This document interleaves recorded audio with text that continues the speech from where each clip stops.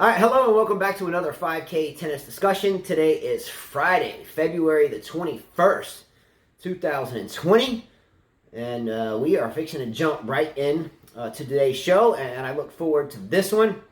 As you can see, I changed my hat from a Roger Federer hat to San Francisco 49ers hat because I think it was David Vulich out there that said I needed to change the hat, bro. I did. I changed that. By the way, I got the Federer sweatshirt on. He used to have the Colt collection. I used to wear it every time, Federer hats. And I didn't like Federer at that time, but I would just wear them because they were nice to look. You know, they were nice hats at that point, right? They no longer make them. So. That was like, what, 2012? I had like a whole every room. color. Yeah. But he sold them. But anyways, I'm wearing the breast cancer jacket. As we know, your sister's dealing with breast cancer. We know a lot of people that deal with breast cancer. It runs in my family. So to all the ladies out there and guys who are dealing with breast cancer, be strong. Let's get down. I'm going to just straight up come out and say this, that whatever happened after yesterday's show really sparked a fire in Carla, because from... before that, a little before that.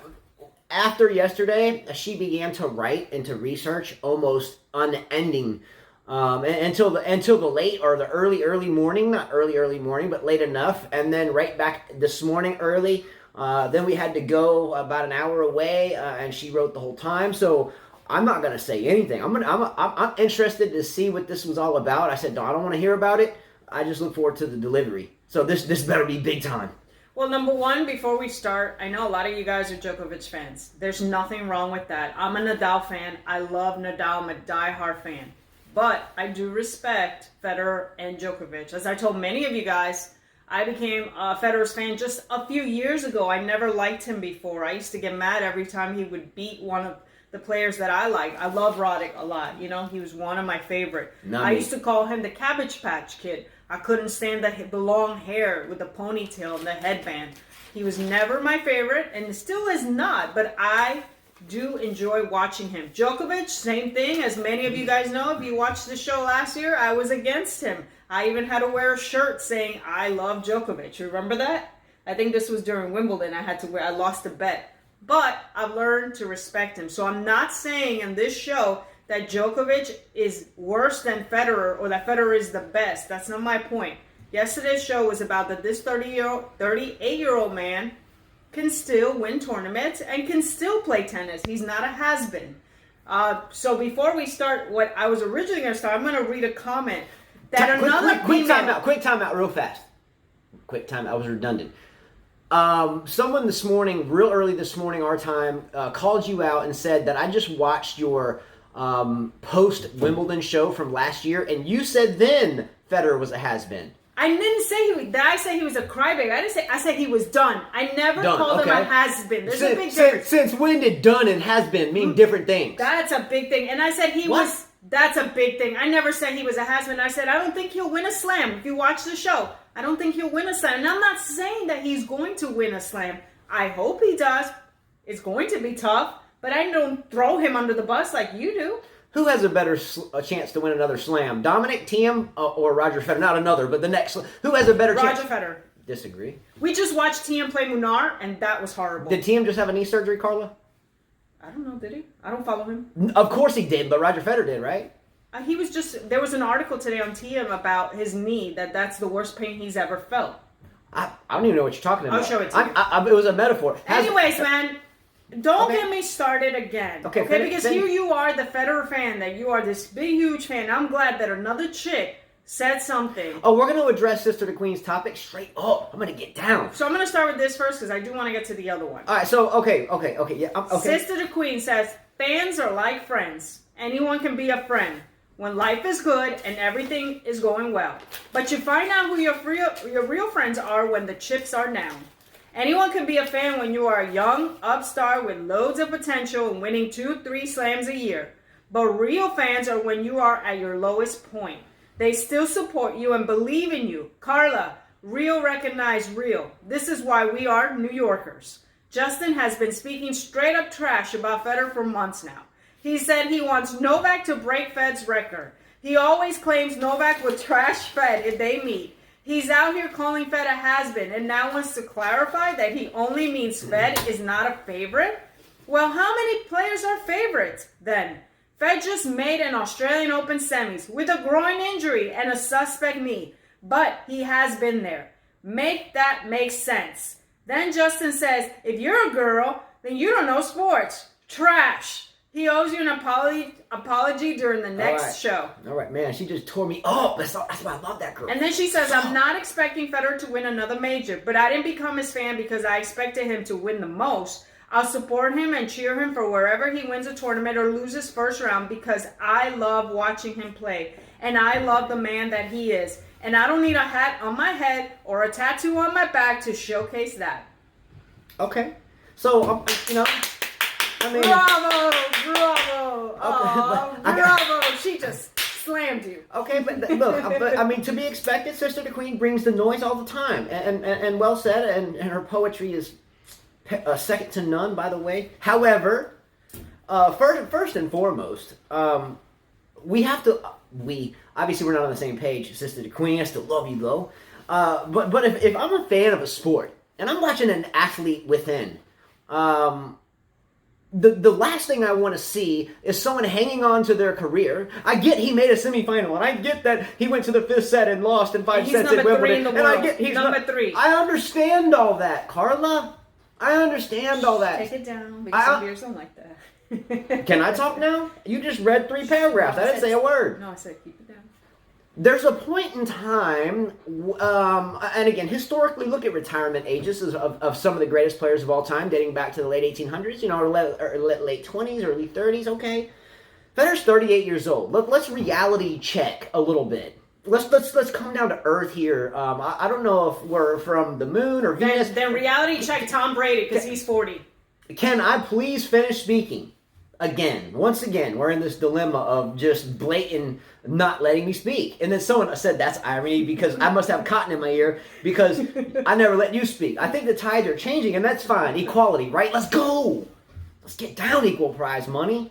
But seriously, there has to be a point in someone's career where we realize they're either still competitive or they're not still competitive. Now, I understand he's 3 in the world, and I get all that. But for those of you going back in time that state Federer's era was weak, I think that this one's equally as weak or weaker. That's what we're going to talk about. So we're gonna get there. Yeah. So in my opinion, if Federer was back in his era where there was Moya and Hewitt and Roddick and Bruguera, Safin and all these guys, Edmund, then he would already be done. But because there's a bunch of whiny little children like Tsitsipas and Shapovalov, Kyrgios and Medvedev, I think Medvedev's coach walked out on him last night, just tired of seeing it. You can't tell me that's a strong era. But you can't tell me that there becomes a point in time where now you want to look for you want to find that gladiator in the gladiator pit. You remember the movie Gladiator with who was the actor? Russell Crowe. You know, you want to find the athlete that's bringing the pain and backing that pain up. And for me, when Roger, the icing on the cake for me, when I started talking some smack about Roger, not necessarily has been at this point, but when he signed off Nike, which was his Nike and Wilson, his racket sponsor, he was always a Wilson guy, and he was always a Nike guy. And then all of a sudden, just to throw that away, kind of like if he didn't throw it away. Can I finish what I'm saying? But he didn't throw it away. State facts. He wanted... Can I finish? State facts. Homeboy wanted to get paid, and that's cool. That's cool. That's fine. Of course you want to get paid. Duh. Okay? You're already worth a cool $1 billion anyway. I think $750 million or somewhere in there was the latest net worth that I saw. A couple Lear jets in the bank. Anyway, but you can't tell me when he goes with the $300 million contract for Uniqlo and then begins the Laver Cup. Good for him. He's smart. Let me finish. And the proliferation thereof at the same point in time when the Davis Cup is revamping its schedule and how it kind of morphs through time. And then you have this, what's the other one I'm missing here? ATP Cup, the which has ATP nothing Cup. to do with him. Then you have the end of the year finals. And so all of this, in a sense, for me, becomes business. And that's okay. That's okay to become business. But why don't you kind of step away why would he? What I'm saying is, do you want to do business or do you want to be a gladiator and at all costs do what you have to do to win? And I'm not saying he has not. I'm not saying Roger Federer's not done everything under his power to win, but I mean, the proof is in the pudding. He's 38. Look, I'm 42. You're 40. You were born on the same birthday 2 years in the future, or in the past. You're 2 years older than him. Carlo, when you're on the court, your foot starts hurting. It takes you days to come back. And one is a fool to think that he's superhuman. Roger Federer is not the Wolverine. He's not Spider-Man. He's not Batman. He's a mortal human being. And speaking from someone that has played my entire life and been around men that have played and boys and watching them become men that have played their entire life, at my age, at 42, at your age 40, and at Roger Federer's age 38, the body hurts. Of course. So you can't tell me. You can't tell me that I just don't like the guy, and I'm talking trash, sister. You are talking trash. I'm talking trash because I don't feel like, from a fan perspective, he's giving me what I'm buying my ticket money for. And you know what his heart is saying? I think he's there. Do you know what his heart is saying? How about for someone that loves playing tennis? Don't you go on the court? Don't you go on the court and still have passion for it, even though you feel like you have to be out there because otherwise your world wouldn't be the same? Okay, let me ask don't you? Maybe he feels that. If he was out of the, like I said, the top 50 or whatever, then it would be different. I would say, you know what? It's time for you to hang the rackets. Like, here you go, Anderson at 33 years old. Here he goes again. Another problem. You know, they're Gasquet, Monfils. You know, those are guys that really need to question their careers. Okay, Carla, can I ask you a question? And everyone out there, Sister the Queen, ask you this question too. If I'm with you, if you're like my buddy or my friend or my spouse or whatever, do you want to see me at home sitting back with some tissue and some tissue paper and going, boo-hoo, I want Roger to win. Who says we want Roger to win? The problem is, that's not what I'm saying. Okay, how many match points did Tennis Sandgren have against Roger at the Australian Open? I don't know, that was ugly. It was like 7. Well, what does that say about that? How close was the Millman match before that, Carla? What does that say about that? Now, these guys... How close was it with Djokovic in the finals of the Wimbledon? Justin, come on. Shoulda, coulda, woulda. Rafa wanted to play at 40, I would say, hell yeah, let's go. But and he wants to beat Djokovic. I'm sure that he doesn't want Djokovic passing his record. And Nadal is like right behind him, breathing on him. And I want Nadal to get there. I'm going to root for Nadal all the way. There's a difference between hoping and wishing and the facts. That's what life's about, Justin. It's about hope. It's about hope. If you have no hope, what's the whole point of living? Okay, let me ask you another question then. Let's say, just after my knee surgery, let's say right now I have... When that doctor told you were no longer going to play sports, did you give in? No. Thank you. But I didn't proclaim I'd go win Wimbledon. But I'm just saying, your general thing in life. When doctors told me I couldn't have kids, I have 5 kids. Look. Man, you fight. I love Boris Becker. He can still play. But am I still hoping Boris Becker makes a rerun? That's funny. I mean, what are you asking me? What are you asking me? Respect the player. Don't say he's I am respecting the player. Don't put him as a has-been. I find that the reason Roger Federer's still playing to me, and I love the guy, believe me. You know why Roger... I think he's there for business, and I get he's competing because I think that this era is weaker than when everybody complains.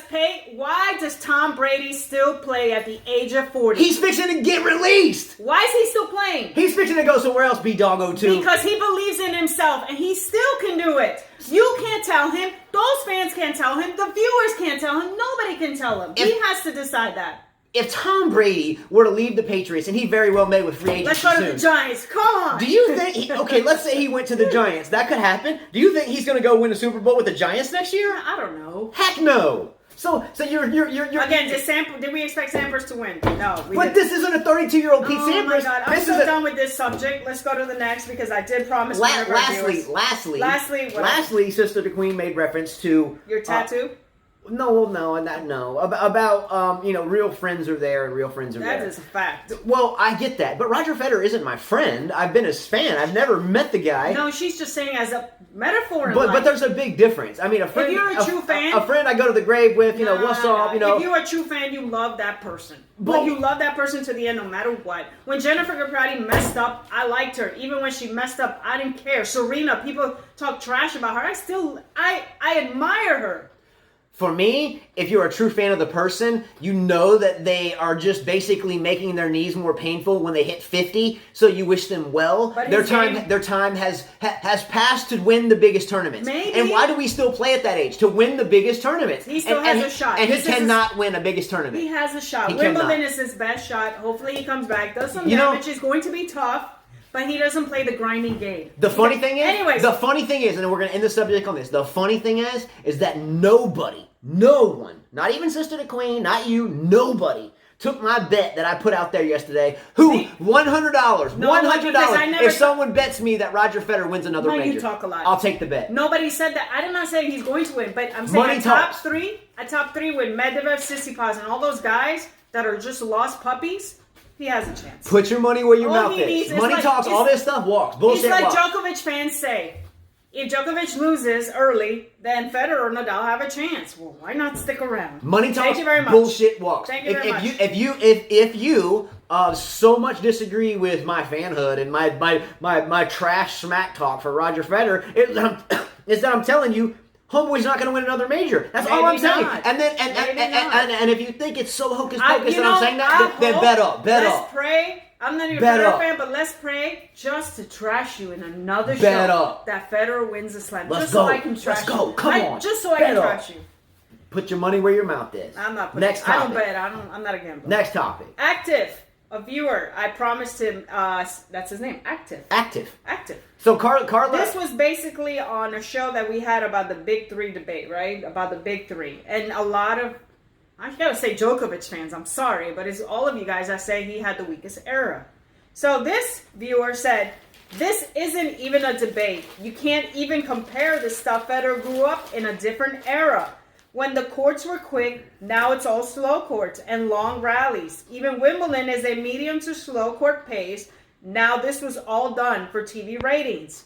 Where does anyone even come up with the weak era? How can anyone say that this hasn't been a weak era in the last 10 years? Novak's biggest competition is almost a 40-year-old Fed and a hobbled Nadal.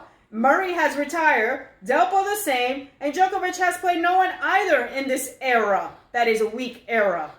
I'm starting to believe I will have to have a kid myself to beat these guys when they are 50 because the talent is so bad. No real athlete besides the top guys. Well, you're not. I'm telling you, that's a great comment. Carla and I, and I'm not saying none of you have. I know Michael Walker out there was involved in tennis before even our time. So I always have to kind of respect. With age comes wisdom. So always he kind of puts stuff out there in check too. So Mike Walker would be a good reference here as well. But when I started myself following tennis and having a passion to follow it, I mean, I was a junior player for years before I started following the game. But I think when I was around like 12 or 13, that's when I got into following it with my father. If he was in the military and traveling, we would be on the phone, play-by-play, etc. But starting back in the early 90s, and they're really, for me, I really can't recall a weak era or a weaker era, looking at the facts, as I know both of us have done, than it is currently. But looking at the facts. And I get we can hypothesize it, and maybe if you started following tennis just with Djokovic or just with, Sampras or just with any player, I just threw those names out there, maybe you're missing kind of the whole facts. Before you get into what you wrote and you spent a long time on. Well, I'm looking at your seedings, and mine, I did end of the year rankings. Okay. What I went roll them out. Roll out some of the end of the year seedings. Again, I'm going to say it again to Djokovic fans. I'm not saying Federer's better. By no way. I'm just trying to prove that he didn't have a weak era. We know that Djokovic had a great 2011 and 2015. He's had a great lot of years. But those were his two... Yeah, the standout ones. But they all have been standout. They all have been standout. But in 2011, he won Australian, Wimby, and US Open. I call it Wimby, just short. 2015, he did the same thing again. Well, Federer, we know in 2004, won the Australian Open, Wimbledon, US Open. He repeated that in 2006. He repeated that in 2007. Okay, now freeze real quick. Now, in 2006, this was middle of the year rankings. Federer was 1, and then the names will flow down. Federer, Hewitt, Roddick, Nadal, Nalbandian, Ljubicic, Coria, Gasquet, Ančić, and Marat Safin. And all of those players. Well, let me go to Safin. Strong. People say, how can you compare Safin to Murray? Murray won 3 Grand Slams. Here's how. Murray won 3 Grand Slams, correct? Murray's a good player. I mean, Djokovic did beat him a lot. But let me go to Safin. Safin, before 2005, he had already 14 titles already, okay? He retired early. He didn't really last long on the tour. He retired 2005. He had 5 Masters, okay, and 3 Grand Slams. How can we say this guy was bad? Or 2 Grand Slams. How can we say this guy was bad? Safin was better than Murray. He was a beast. The only thing with him is that he had better than Murray could ever dream of being. He was talented. He had a Kyrgios problem. That it was hard for him to discipline himself and work hard. Didn't they have the same coach, him and Roger Federer at one point? Yeah. They switched? Look, if you don't know Murat Safin... That guy was a beast. His game was unbelievable. This guy and still is an absolute force. And again, the Kyrgios metaphor was absolutely spot on. Just never could channel it in the right way. I really not want to ever piss Murat Safin off in a dark alley because he'll probably tear your face off. But that type of dude compared to Andy Murray, because I watched both of them in their primes. Andy Murray for me was always a crybaby, a lackluster player that I never liked too him. much. Never liked him. Never liked his style. Ran too much. When he won Wimbledon, I know there's a nurse that's 72 years young that watches our show in London, but I was cheering for Murray. I was cheering for Murray because I didn't like Federer. When Murray won Wimbledon, I was like, really? I wish Hendon would have won it before Murray did because I didn't like Murray that much, and I wish him well and his family well and his hip well and all that stuff. But Murray for me is one of my least favorite tennis players ever. Just his overall demeanor on the court, his ball cap, his complaining, his pouting. He's like a 3-year-old. He's like my 4-year-old son. No disrespect to anyone outside the game, but on court, Murray's like my least favorite player, arguably ever. So in 2004, we know he wins a Slam, Australian Open. He beats Murat Safin. Murat Safin was, already a U.S. Open champion by that time. He had many titles. Like I said, he did beat Juan Carlos Ferrero before he got there in Albanian, which are 2 respectable players. I know a lot of people said, well, what about Albanian? He had 11 titles, was number 3 high, a finalist at Wimbledon 2002, a semifinalist twice at the French Open, a semifinalist at the Australian Open, and a semifinal at the U.S. Open. He had 7 titles by 2007, which 2 were Masters. That says a lot. This guy was a talented player. Yeah, Nalbandian wasn't always the greatest sportsman. He was hurting his career by kicking or tossing his racket, skipping it off the ground or something, and hit someone and caused an injury. But that was in his latter part of his career. When Nalbandian was early, he gave Federer fits. Nalbandian is a fine tennis player. Always was a tennis player. There are so many tennis players that if you were an avid fan during this point in time, you remember them as absolute just beast as well. Well, let's look at in 2004 when Roger Federer was number 1 in the world. Roddick right behind him. And look, I'm the first one to tell you, I never was a Roddick fan ever. Never. When he won the U.S. Open, I was like, Good for him because he had made like 5 or 6 finals. Didn't really. Good for him. This guy could have won many, many more slams. The only reason why I say that, and no, please don't hate me, U.S. viewers. I'm here, go USA and all that stuff. But I don't care what your boundaries are. It's like go tennis and go everybody involved, and I want to see the hardest gladiator. Well, Roddick to me. Roddick had a lot of titles, 32 titles. I understand that, but you can't tell me that his overall demeanor, though, when I was around him on numerous occasions. Yeah, okay. But it was just egotistical. I didn't really care. It was just so chauvinistic. I just didn't care for it. So therefore, I really didn't. I was so glad when Federer beat Roddick. What was it, 9-7 in the 5th at that Wimbledon? I was crying. I didn't like that. But let's look in 2004. Federer, Roddick. Again, Roddick could care less. Coria. Nalbandian, Henman. Coria made a final of a French Open. Juan Carlos Ferrero. He won a French Open. Didn't Juan Carlos? He won 2, didn't he? Didn't Ferrero win 2? I don't know. I didn't have him on my ranking. I went by the end of the year stuff. Or was that Curtin? I forget. Anyway, but this was 2004 June rankings. Carlos Moya was in there. I remember Rainier. French Open champion. Yeah, I remember Rainier Schutler. He was kind of like one of those Todd Martin type guys, obviously not from the same country, that were, always kind of hung around in the top 10, or kind of hit him. Todd Martin, as he aged, would stay around the top 10 or 15 in the world. Yes, not in this era, or not in this time frame, but Todd Martin, as he aged, he won French Open. He was wise enough to hang around. Agassi and Gaston Gaudio. 2005, Federer, Hewitt, Safin, Roddick, Coria, Moya, Nalbandian, Juan Carlos Ferreira, Henman, and Nadal. Tim Henman was the semifinal specialist. This guy made so many semifinals at Wimbledon, at the U.S. Open. He could have won slams. He was talented, a serve and volleyer.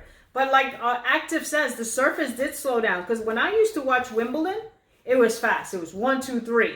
I mean, it was whoever was the best server and volleyer. Now they've slowed down the surfaces, so it's similar to watching hard court or clay sometimes. 2007, Federer, Nadal, Djokovic. This is the top 3 in 2007. Davydenko, Ferrer, Roddick, I have that, Gonzalez, Gasquet. Now Bandy and Robredo. I mean, yeah. Let me go back to and Robredo had 12 career titles. And in 2007 and 2008, Roger Federer was still winning these majors. And so when you're putting Federer, Nadal, Djokovic, the big 3, which is now 13 years later, still the big. Well, I think Federer's now out of the big 3. No offense. I'm just saying.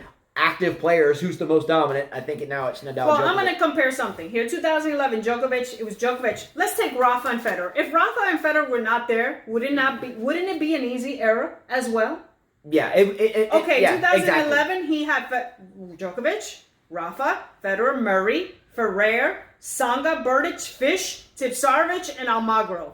Please tell me how that is much better than 2005, 2006. Yeah. If it wasn't for Rafa and if it wasn't for Federer, we would have to say, oh, but Djokovic's era was so weak. Yeah, that year, Marty Fish was to Jack Sock or Berrettini coming in at the end of the year. Cinderella-type stories. Marty Fish is a wonderful person, wonderful soul. But someone... Let's go to 2015, where he was dominant. Djokovic, Murray, Federer, Wawrinka, Nadal, Berdych, Ferrer, Nishikori, Gasquet, and Tsonga. How is that any much better than this? Let's take out Federer and let's take out Nadal. How is that better than that? It's just not. And if we look at 2017, when Federer won, right, he finally won another slam. You had Nadal, Federer, Dimitrov, Zverev, Thiem, Cilic, Goffin, Sock, Wawrinka, Carreno Busta, Potro, and Djokovic. Djokovic, we know, was injured. So, I mean, the guy won in 2017. Obviously, he's good. I mean, you cannot say this guy has a weak era at all. You kind of took me out of my thing, so I hated to get up. I know sometimes, like when I see something out the window, it kind of distracts me and throws me off too. I'm sorry about that. And yes, I know that a lot of you guys laugh about Baghdadis, but Baghdadis is to Anderson. Baghdadis had 4 titles. No, Anderson's better than Baghdadis by 2 more titles, and I proved it. Okay? I don't care about the titles there. Oh my gosh, really? I looked at their tournaments, compared them. 4 titles to 6 titles. Okay, I get all that. 4 of them were 250s. I think Kevin Anderson is a more complete player than Baghdadis ever was. He has a serve. That's it. He's got more. He's got sportsmanship. You know, I've seen. Okay, I'm not talking about the sportsmanship. Sportsmanship plays into the overall package. I'm sorry, it does. But when I watch Marcos Baghdadis sit down on the court and smash like 7 rackets in a row, grabs one, smash, gets another one out of the bag, smash. Djokovic does it too. Who gives a shit? Who Zappan did it too. Okay, well, I hate them both. Well, I hate them. I dislike them both for that. Even know I hate racket smashers. Man, There's just no need for it. Berdych did it. I can go on. I still think to this day that if you smash a tennis racket, you should have to buy that same tennis racket or just get one free. Smashed many and too. get one free from your sponsor and donate that racket to a child or to an adult or someone that could use it. There's just no need for racket smashing. There just isn't. The other thing that I hate is the comparison that they made. Well, Djokovic in his prime was better than Federer in his prime. I mean, why are we even comparing like that whole thing with if this guy was this age and this guy was that age? Well, this one is better. Djokovic has the better records. We know this already. He has more Masters. I mean, he's got more Australian Opens. He has more titles. We know this. We're not trying to change that. Someone made a comment yesterday, and I made it a point to write this one down, and I thought it was just incredible. This comment, I think it was a new viewer, or a new subscriber, hopefully, but the name was Milan Kostic, with a K, K-O-S-T-I-C, Milan Kostic, or Kostic. So I thought this was great. I'm going to quote this one. Hopefully I wrote it down correctly. Federer is done at 20. Now remember, yesterday's date was February the 20th, 2020. So 02, 2020, or 2020, right? A lot of 2s and 0s in the date, okay? So Milan Kostic wrote, Federer is done at 20 since today is 2/20/20. At worst, he could also be number 20 by the end of 2020. So let me repeat that. Milan Kostic says, Federer is done at 20 since today is 2/20/2020. At worst, he could also be number 20 by the end of 2020. Boom! Love that! Numerology, I don't know anything about it, but if you wanted to apply it somewhere, you could actually try to do it here and see what the outcome is. If that's right, then we may want to begin to follow Kostic. I'm sorry, I got to read one comment. It just came up. He's like, imagine, this guy's name is Makahoe. Imagine thinking a fan, not a bandwagoner, won't support Fed when he's down. Actual fans of Fed are there for win or lose. Also, predictions in tennis are garbage. People have said Roger would retire since 2012. Since 2000, around 12. Then they said he would never win a major, and then came 2017.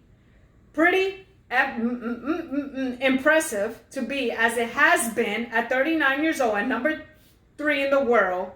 And he's number 3 in the world. I can't say the bad words. I'm sorry.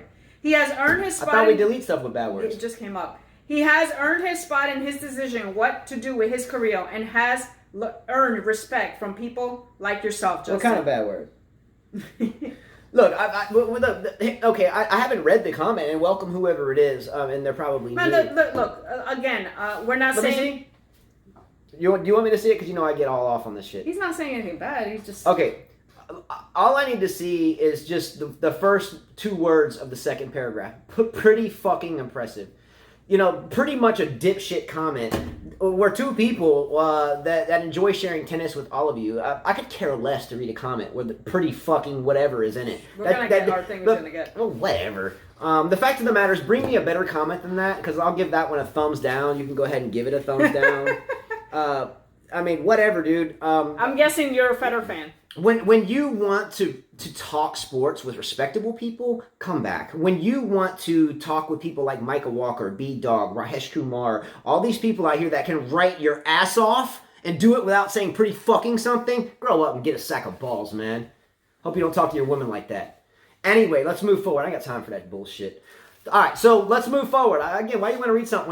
Why do you need to do that? Why do you need to write a comment with pretty effing? But who? I didn't realize who until I gives a started shit? reading it. But let me tell you something. Wasted 30 seconds. You know how you get like that? That's how I get when people attack me that are Djokovic fans. Talk to me in the face that way. See what happens, bro. Talk bad to me as a woman. Now you know how I feel, but I don't talk back to them. Don't like play that way, man. Takes a coward to type behind a keyboard. Do that shit right here. Dead serious. All right. Sorry about that. Carla had to diffuse my intensity for a minute. Anyway, so we actually continued to record there for a second for about 10 more minutes, and I went off on this tangent, and it just wasn't a really good one. But what all I want to say is that when we read comments, as I was just referring to, I read the comment, and it wasn't even that bad of one.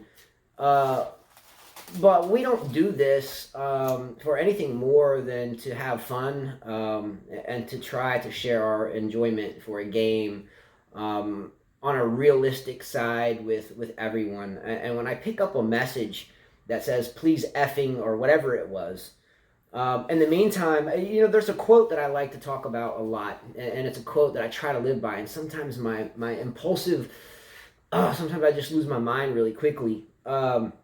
But the quote I try to remember is from Plato, and from a lot of other people in different ways, but be kind because everyone is fighting a tough battle.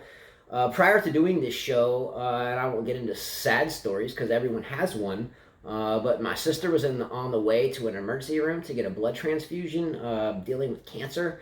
So when I'm trying to spread, I don't know, passion and real fan feeling to everyone, and I read something, and the first 2 words I see when you show me the comment is, I get upset because of this. At the end of the day, life is tough. Is it not tough? Life is really, really a tough thing. I've heard a lot of sad stories. You know, we started the show a year and a half ago, and Carla has been called everything under the sun from people all over the world. I wish I could bury you or burn you, and we've heard it all. So there are certain things that we ask to be maintained. You know, I know a lot of people that do tennis stuff, they turn their comments off.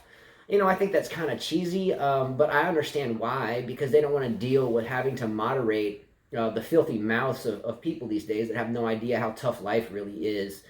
So apologies to whoever, if you're watching this video, that left a message, but please stay.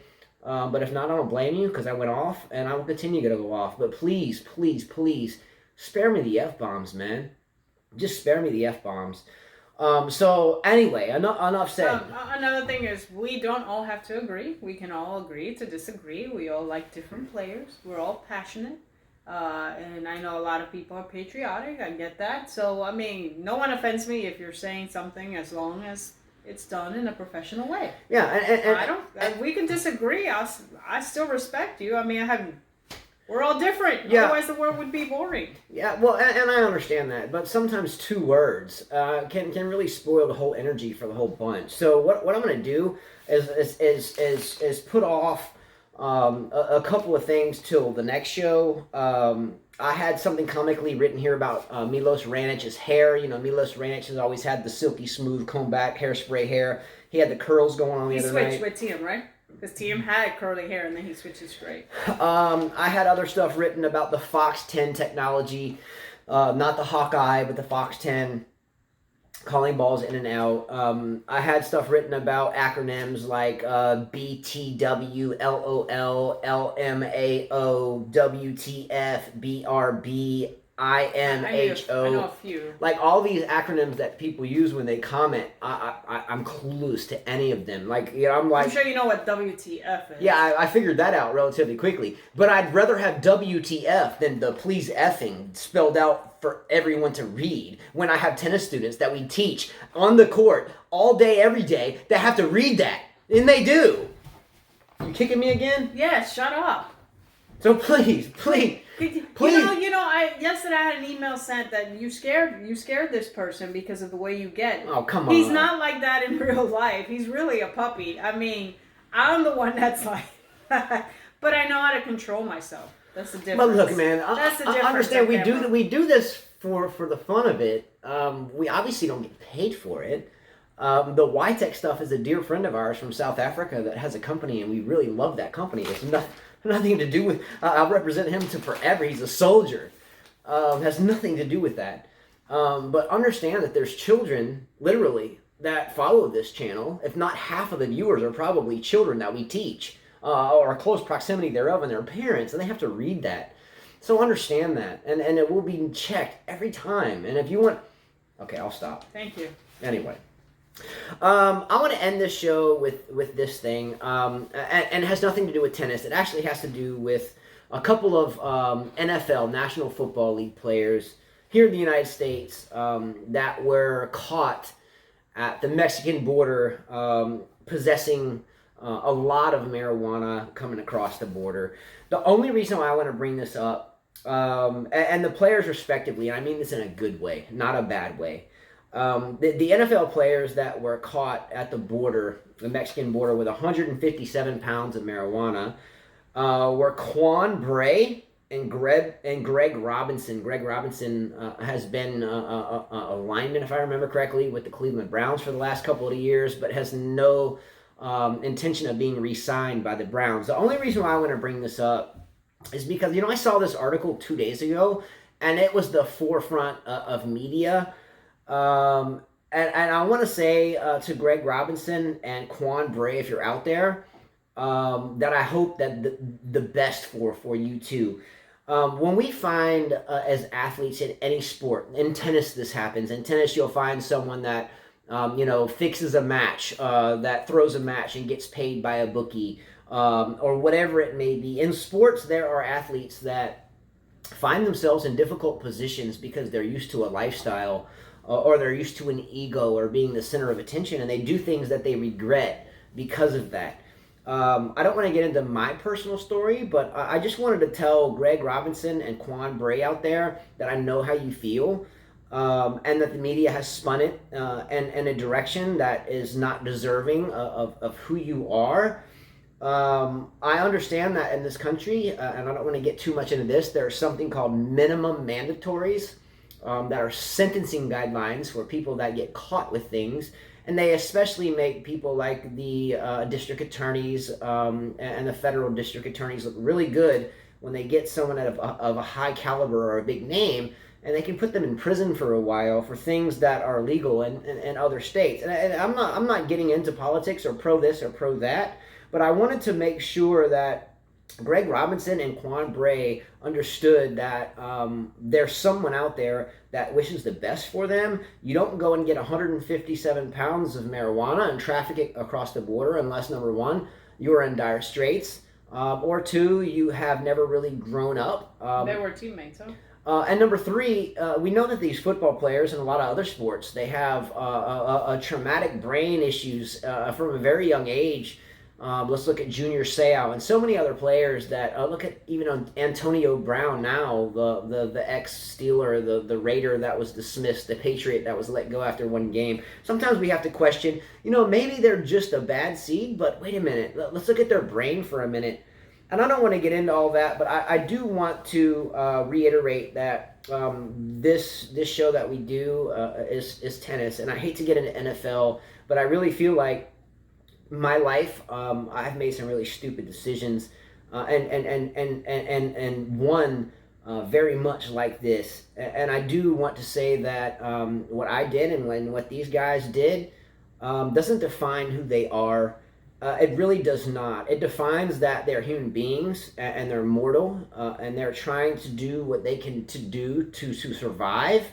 And to keep up the lifestyles at all costs that they have created for themselves. I do hope that Greg Robinson and Quan Bray do not face a minimum mandatory sentence of some 20 years. I think that's preposterous and would join in with their mothers and fathers at any point in time to give a voice to these two guys. Stupid mistake. Don't crucify them for it.